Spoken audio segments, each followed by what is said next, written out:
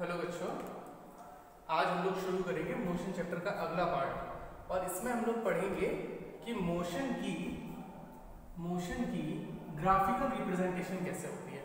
जैसे आपको मोशन के बारे में आपको स्पीड दे दें, डिस्टेंस दे दें, टाइम दे दें, ये सब चीज़ें अगर दे दें तो आप उसको ग्राफ पे किस तरीके से रिप्रेजेंट करेंगे। तो मोशन की ग्राफिकल रिप्रेजेंटेशन के बारे में आज हम लोग पढ़ेंगे। ओके, ग्राफिकल representation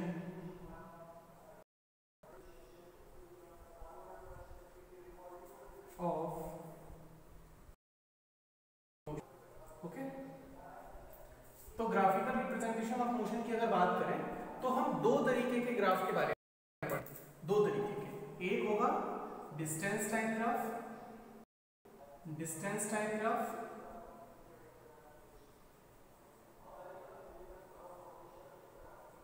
और दूसरा होगा हमारा वेलोसिटी या स्पीड टाइम ग्राफ। एक है डिस्टेंस टाइम ग्राफ और दूसरा है स्पीड टाइम ग्राफ। एक है सॉरी डिस्टेंस टाइम ग्राफ जिसको हम लोग एसटी ग्राफ बोलेंगे। Okay, S for distance, T for time, ST graph. और एक है स्पीड टाइम ग्राफ, या इसको हम लोग स्पीड टाइम ग्राफ को वेलोसिटी टाइम ग्राफ भी कहते हैं, ध्यान रखिए। तो स्पीड टाइम ग्राफ कहें चाहे वेलोसिटी टाइम ग्राफ कहें, ग्राफ में वो दोनों चीजें एक ही होंगी। जब हम ग्राफ बनाएंगे तो चाहे स्पीड टाइम ग्राफ कहें चाहे वेलोसिटी टाइम ग्राफ कहें, दोनों का मीनिंग एक ही होगा। तो शॉर्ट में ऐसे लिखेंगे VT graph, V for velocity और स्पीड और T for time. VT graph for speed time graph या वेलोसिटी टाइम ग्राफ और ST graph for distance time graph.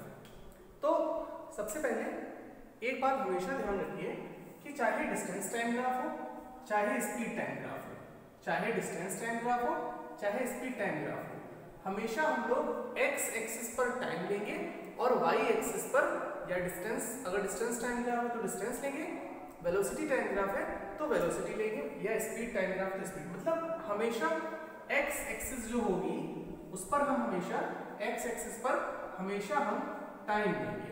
Okay, और इस वाली एक्सिस पर, वाई एक्सिस पर हम यहाँ पर अभी डिस्टेंस टाइम ग्राफ की बात कर रहे हैं तो हम यहाँ पर डिस्टेंस लेंगे। ठीक, इसको हम लोग ओरिजिन हमेशा ओ बोलेंगे। ठीक, या हम लोग ये बोल सकते हैं कि ये जीरो है, राइट। अब समझो, अगर जो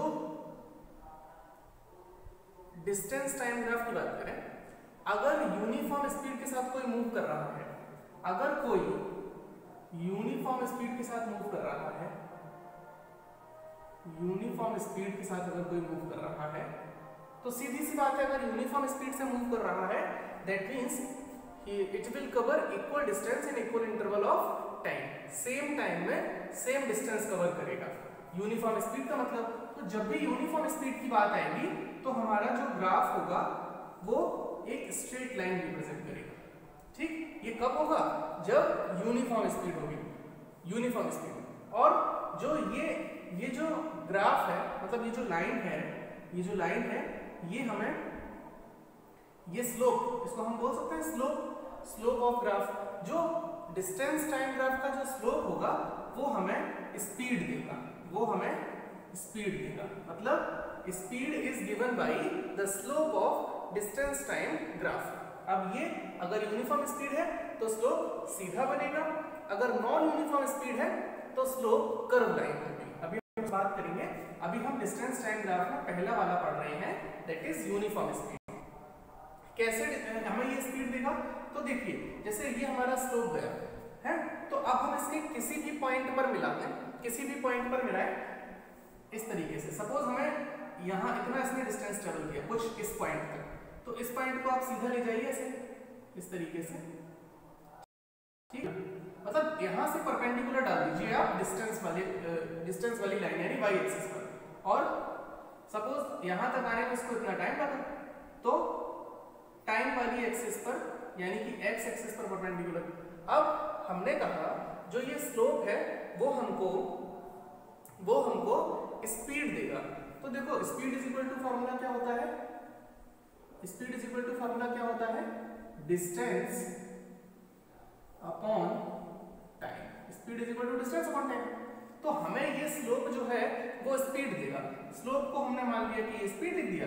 डिस्टेंस, कितना डिस्टेंस ट्रेवल किया यहाँ से यहाँ तक, सपोज ये A है, ये B है, इसको हम C बोल देते हैं। ओके, तो कितना डिस्टेंस ट्रेवल किया? डिस्टेंस उसने ट्रेवल किया कुछ यहाँ O से A तक। देखो ऐसे करके गया ना, ये टाइम बढ़ रहा है और ये डिस्टेंस बढ़ रहा है, तो यहाँ तक वो गया है, तो इसके सामने अगर हम देखें तो डिस्टेंस कहाँ तक है? AO, यानी OA कह दो चाहे AO कह दो, ये तो उसका डिस्टेंस हो गया।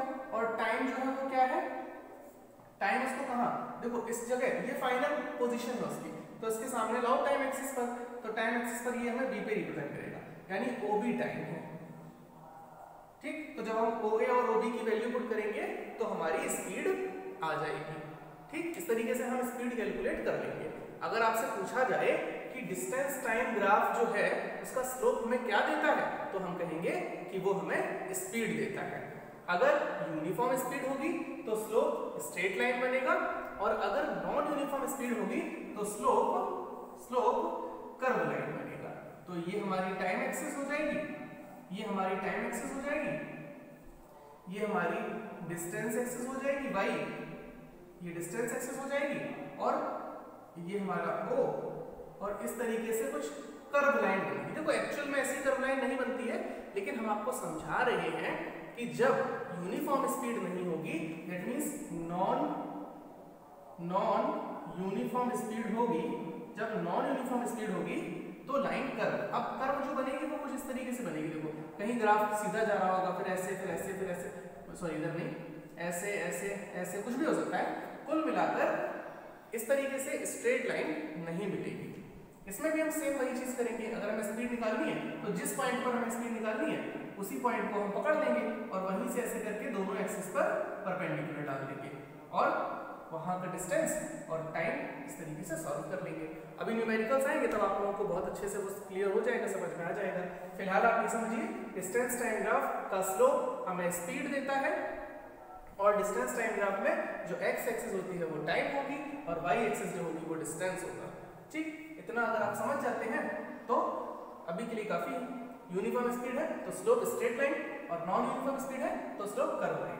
बाकी न्यूमेरिकल आने पर आपको ये और अच्छे से क्लियर हो जाएगा। तो ये तो था फर्स्ट वाला हमारा डिस्टेंस टाइम ग्राफ। अब हम बात कर लेते हैं दूसरे वाले की। ठीक, तो मैं भी इसका डायग्राम बनाऊं। ठीक है, तो अब हम शुरू करें बेटा स्पीड टाइम ग्राफ यानी वीटी ग्राफ। तो वीटी ग्राफ की बात करें तो हमें जनरली तीन तरीके के ग्राफ के बारे में पता है। पहला, व्हेन स्पीड रिमेन कांस्टेंट, मतलब हम एक कांस्टेंट स्पीड के साथ चलते जा रहे हैं। जैसे सपोज अगर हम बाइक चला रहे हैं और हमारी कुछ 40 किलोमीटर है, तो हम स्पीड को चेंज नहीं कर रहे, कंटिन्यू 40 किलोमीटर पर आवर की स्पीड से चलते जा रहे हैं। तो ये पहली कंडीशन हो जाएगी। दूसरी कंडीशन है when speed change at uniform, जब यूनिफॉर्म रेट से स्पीड बढ़ रही हो। ऐसे समझो जैसे हम पहले बाइक चला रहे हैं 20 किलोमीटर पर आवर से, 1 घंटे बाद हमारी जो स्पीड थी वो बढ़कर हो गई 40 किलोमीटर पर आवर। 1 घंटे बाद 20 किलोमीटर बढ़ गई, 20 थी, और 1 घंटे बाद 40 हो गई, तो 1 घंटे में 20 किलोमीटर बढ़ी। अगले 1 घंटे में 60 हो गई, यानी फिर 20 बढ़ी। अगले 1 घंटे में फिर 20 बढ़ गई, यानी 80 हो गई। मतलब इक्वल इंटरवल ऑफ टाइम में इक्वल स्पीड जब हमारी बढ़ेगी तो ये वाली कंडीशन होगी, राइट। और ये लास्ट वाली when speed change non uniformly, मतलब स्पीड जो है वो यूनिफॉर्मली नहीं बढ़ेगी, कभी ज्यादा कभी कम। मान लो कि पहले घंटे में स्पीड थी वो 20 किलोमीटर बढ़ी, अगले घंटे में स्पीड 30 किलोमीटर बढ़ गई, अगले में 40 किलोमीटर बढ़ गई, अगले में 20 किलोमीटर ही बढ़ पाई। मतलब इस तरीके से जब नॉन यूनिफॉर्मली होगा, ठीक, तब ये वाली सिचुएशन होगी। मतलब इक्वल इंटरवल में इक्वल स्पीड बढ़ेगी नहीं। तो पहले हम पहले वाले केस की बात करते हैं। देखो चाहे वीटी ग्राफ हो चाहे एसटी ग्राफ हो, चाहे वीटी यानी वेलोसिटी टाइम ग्राफ हो, स्पीड टाइम ग्राफ हो, चाहे एसटी ग्राफ यानी कि डिस्टेंस टाइम ग्राफ हो, दोनों में ही हमें टाइम एक्सिस तो हमेशा नीचे ही बनानी है। ठीक, तो ये हमारा कुछ इस तरीके से पहला वाला केस है। व्हेन स्पीड रिमेन सेम, जब स्पीड जो है वो सेम रहे, स्पीड में कोई भी चेंज ना हो, तो क्या होगा। देखो हमने सपोज बाइक चलाना शुरू किया, 20 किलोमीटर पर आवर से चल रहे हैं। अब चलोगे तो टाइम तो बढ़ेगा, तो टाइम तो बढ़ रहा है, देखो टाइम बढ़ रहा है। लेकिन स्पीड नहीं बढ़ रही है। तो ये जो बनेगा, ये जो हमारा स्लोप बनेगा वो टाइम एक्सिस के पैरेलल बनेगा। देखो टाइम कंटिन्यू बढ़ रहा लेकिन स्पीड नहीं बढ़ रही, इसलिए स्लोप ऊपर की तरफ नहीं जा रहा है, बिल्कुल सीधा जा रहा है, बिल्कुल सिर्फ टाइम बढ़ रहा है। स्पीड हमारी कांस्टेंट है, स्पीड में कोई भी चेंज नहीं हो रहा है, स्पीड जो है वो हमारी वही रुकी हुई है। तो देखो अगर हम फॉर्मूला लगाएं तो फॉर्मूला होता है speed is equal to distance upon time. ठीक, तो स्पीड तो हमारी कांस्टेंट है, स्पीड से तो कोई मतलब ही नहीं है।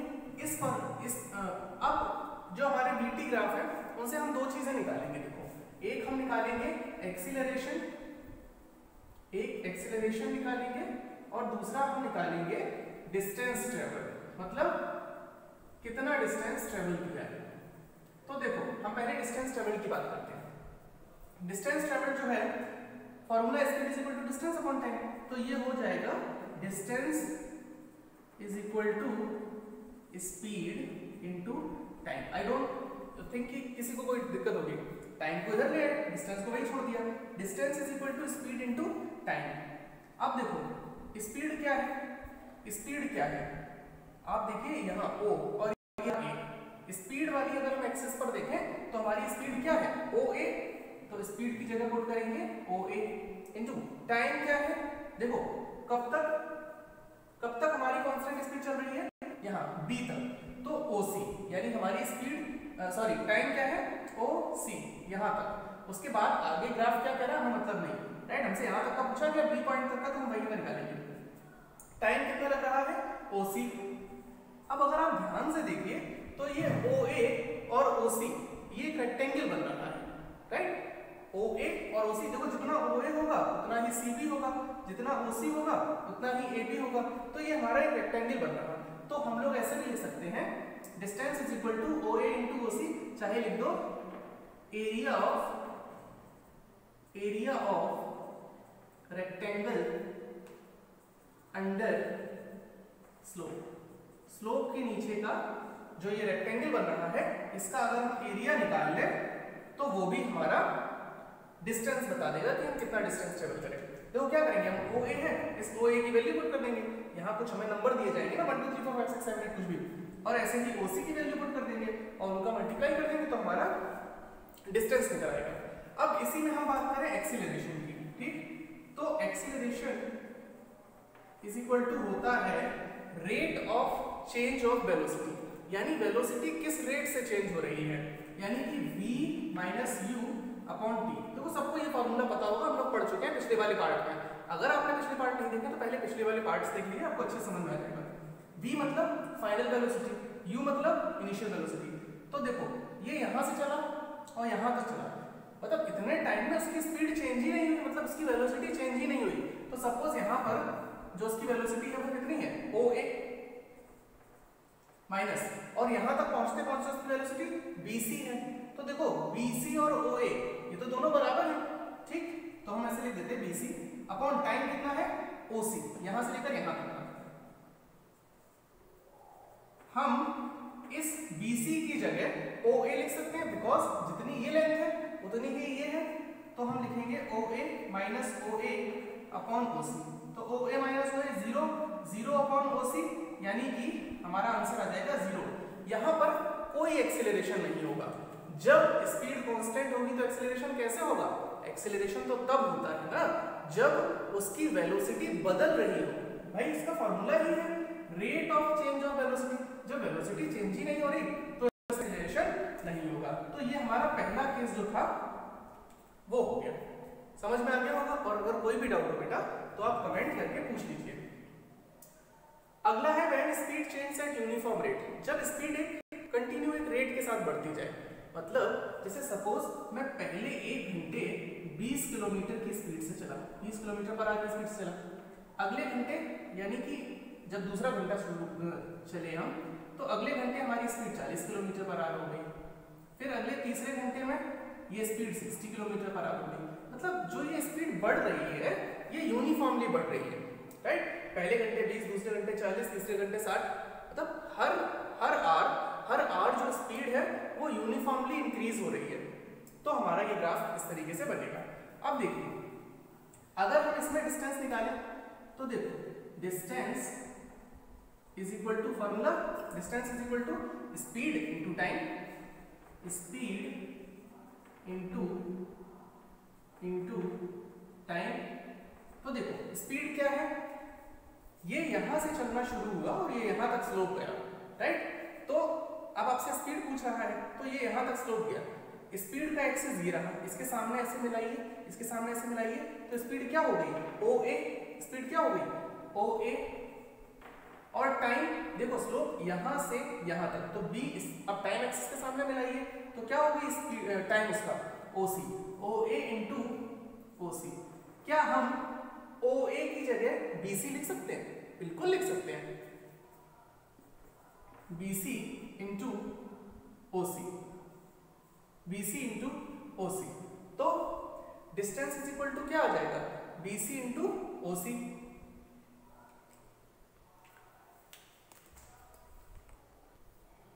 लेकिन अगर हम देखें तो अगर हम ऐसे BC इंटू OC लिखेंगे तो हमारा क्या होगा BC ये OC ये, तो जो एरिया निकलेगा वो पूरे इस रेक्टेंगल का निकल आएगा। लेकिन हमें तो एक्चुअल में रेक्टेंगल का एरिया निकालना नहीं है, अभी जस्ट हम लोगों ने पढ़ा जो डिस्टेंस होता है वो स्लोप के नीचे का एरिया होता है। स्लोप हमारा कहाँ बन रहा है ये, और एरिया कौन सा है ये, स्लोप के नीचे का एरिया ये। अब आप देखो ध्यान से तो ये एक ट्राइंगल बन रहा है OCB, एक ट्राइंगल बन रहा है जिसमें OC उसका बेस है और BC उसका परपेंडिकुलर है। तो डिस्टेंस इज इक्वल टू क्या हो जाएगा 1/2 into BC into OC, 1/2 into BC into OC। और हम लोग कह सकते हैं that distance is equal to area of triangle, area of triangle under slope. Triangle के नीचे का जो एरिया है वो हमें देगा डिस्टेंस, ट्राइंगल के नीचे का जो एरिया है वो हमें देगा डिस्टेंस। मुझे लगता है कि आपको ये वाली बात तो समझ में आ ही गई होगी, क्योंकि जो स्लोप बनेगा उसके नीचे का एरिया हमें डिस्टेंस देगा। बात करें एक्सेलरेशन की, इसके एक्सेलरेशन की जगह नहीं है मैं यहां कर दे रहा हूं एक्सेलरेशन। तो एक्सेलरेशन क्या होता है, acceleration rate of change of velocity is called acceleration. Rate of change of velocity मतलब v minus u upon t, v मतलब फाइनल वेलोसिटी। देखो यहां से ये चला और इसका स्लोप यहां तक गया, तो इसकी फाइनल वेलोसिटी क्या होगी, इसको b को यहां सामने लाइए, AO मतलब ये टोटल, देखो यहां से यहां तक, तो ये टोटल जो यूनिट होगी मतलब 10 15 जो भी यहां तक नंबर जाएगा वो हमारी हो जाएगी फाइनल वेलोसिटी, यानी OA है हमारी फाइनल वेलोसिटी, माइनस u शुरू कहां से हुआ यहां से, रेस्ट से यानी O, अपॉन टाइम कितना लगा OC। ठीक, तो एक्सेलरेशन निकालने के लिए हम क्या करेंगे, एक्सेलरेशन निकालने के लिए हम क्या करेंगे, देखो ये इसका तो कोई मतलब नहीं है तो जीरो हो जाएगा, तो हमारा ये फॉर्मूला बन जाएगा AC अपॉन OC, यानी एक्सेलरेशन इज इक्वल टू होगा, एक्सेलरेशन इज इक्वल टू होगा OA है या AO लिखते हैं, AO upon OC, AO upon OC, इससे हमारा एक्सेलरेशन निकल आएगा। देखो चाहे AO कह दो चाहे BC कह दो, ठीक, चाहे AO कह दो चाहे इसको हम लोग रिप्लेस करके BC लिख सकते हैं, बात एक ही है। देखिए जितना OA है उतना ही BC है, तो BC अपॉन OC, इससे हमें एक्सेलरेशन मिल जाएगा। तो इस क्वेश्चन में एक्सेलरेशन हम ऐसे निकाल लेंगे। ठीक, तो हम लोगों को कुल मिला के इतना ध्यान रखना है, आप लोग ऐसे समझिए, आप लोग इतना ध्यान रखिए कि अगर स्पीड कांस्टेंट है, अगर स्पीड कांस्टेंट है तो उसका एक्सेलरेशन जीरो होगा, अगर स्पीड कांस्टेंट है तो एक्सेलरेशन जीरो होगा, स्पीड कांस्टेंट एक्सेलरेशन जीरो। अगर स्पीड कांस्टेंट है तो हम लोग उसका डिस्टेंस निकालने के लिए क्या करेंगे, area of rectangle under slope, slope के नीचे जो एरिया बन रहा है उस जो रेक्टेंगल बन रहा है उसका एरिया निकालेंगे। ये दो चीजें यहाँ याद रखिए, और इसमें इतना ध्यान रखिए कि डिस्टेंस जो होगा वो एरिया अंडर स्लोप, स्लोप के अंडर जो एरिया बन रहा है एक ट्रायंगल के फॉर्म में बनेगा वो उसका डिस्टेंस देगा हमें। और अगर एक्सेलरेशन की बात करें तो एक्सेलरेशन इज इक्वल टू होगा, acceleration is equal to BC upon OC, यानी कि ये लेंथ ये perpendicular upon base, perpendicular upon base, इस तरीके से हम इसका एक्सेलरेशन निकाल लेंगे यूनिफॉर्म एक्सेलरेशन वाले केस में। नॉन यूनिफॉर्म एक्सेलरेशन की बात करें तो फिर वही सेम सिचुएशन, जहां कहीं भी कहे इसी तरीके से हम उसको परपेंडिकुलर डालेंगे, एक स्पीड पर, एक स्पीड वाली एक्सिस पर y एक्सिस पर और एक x एक्सिस पर परपेंडिकुलर डालेंगे, डिस्टेंस जो भी होगा सॉरी स्पीड जो भी होगी वो लिख लेंगे, टाइम जो भी होगा वो मेंशन कर लेंगे और हम सॉल्व कर लेंगे। मतलब जैसे यहाँ करेंगे वैसे ही यहाँ करेंगे। ठीक, अब हम बढ़ते हैं आगे। हमारे पास दो और केसेस होते हैं स्पीड टाइम ग्राफ के लिए। एक केस मतलब मेन ये बेसिक हमारे ये तीन थे। एक केस वो होता है जब एक्सेलरेशन नेगेटिव हो, मतलब डी एक्सेलरेशन हो। तो अभी तक हमने देखा जितने भी हमारे ग्राफ बन रहे थे, जितने भी हमारे ग्राफ बन रहे थे, सबका स्लोप ऊपर की तरफ जा रहा था। क्यों? क्योंकि उसकी वेलोसिटी बढ़ रही थी। देखो ये है स्पीड, ये है टाइम। स्पीड बढ़ रही है टाइम के साथ, तो स्लोप ऊपर जा रहा है। अब जब हम बात करेंगे जब डीएक्सेलरेशन हो रहा हो, जब रिटार्डेशन हो रहा हो, तो कुछ इस तरीके से होगा। ठीक, जैसे ये हमारी है टाइम एक्सिस, ये हमारी है स्पीड या वेलोसिटी एक्सिस, ये O है। अब पहले स्पीड ज्यादा है और बाद में कम हो रही है, तभी तो रिटार्डेशन होता है, तभी तो डीएक्सेलरेशन होता है। तो स्लोप ऐसे बनेगा इधर से इधर की तरफ, तो स्लोप का जो डायरेक्शन होगा वो बदल जाएगा इस तरीके से। डीएक्सेलरेशन देखो, पहले स्पीड ज्यादा है, पहले स्पीड ज्यादा है और देखो नीचे की तरफ आते हैं मतलब स्पीड कम होती जा रही है। जैसे जैसे टाइम बढ़ रहा है वैसे वैसे स्पीड कम हो रही है। तो ये है हमारा यूनिफॉर्म डीएक्सेलरेशन, यूनिफॉर्म डीएक्सेलरेशन का ये ग्राफ होगा। नॉन यूनिफॉर्म होगा तो आप समझ सकते हैं, नॉन यूनिफॉर्म होगा तो यहां से बनेगा सपोज और ऐसे करके कर्व लाइन जाएगी। ठीक, नॉन यूनिफॉर्म का बन जाएगा। भाई उसमें क्या है, देखो यूनिफॉर्म तो स्ट्रेट लाइन, नॉन यूनिफॉर्म तो कर्व लाइन। ये वाली बात क्लियर। अब एक और केस होता है जब इनिशियल वेलोसिटी जीरो नहीं होती। देखो अभी हम लोग जो ग्राफ बना रहे थे तो हमारा जो ग्राफ बनता था वो यहां से बनता था, O से। अब मान लो कभी ऐसा केस है तो वो पॉजिटिव एक्सेलरेशन है, तो पॉजिटिव एक्सेलरेशन, लेकिन जो इनिशियल वेलोसिटी है वो जीरो नहीं है। ठीक, when initial velocity is not zero. ये हमारी टाइम एक्सिस, ये हमारी स्पीड एक्सिस और we can say velocity axis. ठीक, अब यहाँ अगर यहाँ से कोई शुरू हो रहा है, अगर किसी का ग्राफ, किसी स्पीड टाइम ग्राफ जो है अगर वो यहाँ से बन रहा है, दैट मीन्स उसमें जो एक्सेलरेशन है वो पॉजिटिव तो है, साथ ही साथ उसकी इनिशियल वेलोसिटी जीरो है।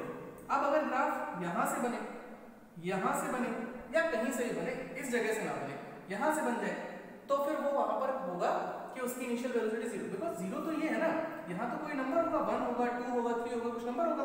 तो कुछ इस तरीके से अगर स्लोप बन रहा है तो आप कहेंगे कि ये ऐसा केस है जहां पर इनिशियल वेलोसिटी जीरो नहीं है। मतलब इसमें हम जब एक्सेलरेशन निकालेंगे ना, जब a = v - u करेंगे तो ये u जो होगा वो जीरो नहीं होगा। ठीक, तो हम मतलब बाकी सब कुछ सेम होगा, ऐसे करके स्लोप बना लेंगे, ऐसे स्लोप के आसपास इस तरीके से परपेंडिकुलर डाल लेंगे, सब कुछ वही होगा, बस u जो होगा वो जीरो नहीं होगा। तो इस पर थोड़ा ध्यान दीजिए, अच्छे समझिए। अगले वीडियो में हम इसके न्यूमेरिकल्स लेकर आएंगे और जैसे ही न्यूमेरिकल्स करेंगे विश्वास कीजिए आपको सब समझ में आ जाएगा और बहुत इंटरेस्टिंग होने वाला है, बहुत मजेदार है इसके न्यूमेरिकल। बाकी सेम वही, like, share, subscribe and notification bell भी दबा दीजिए। Bye for now.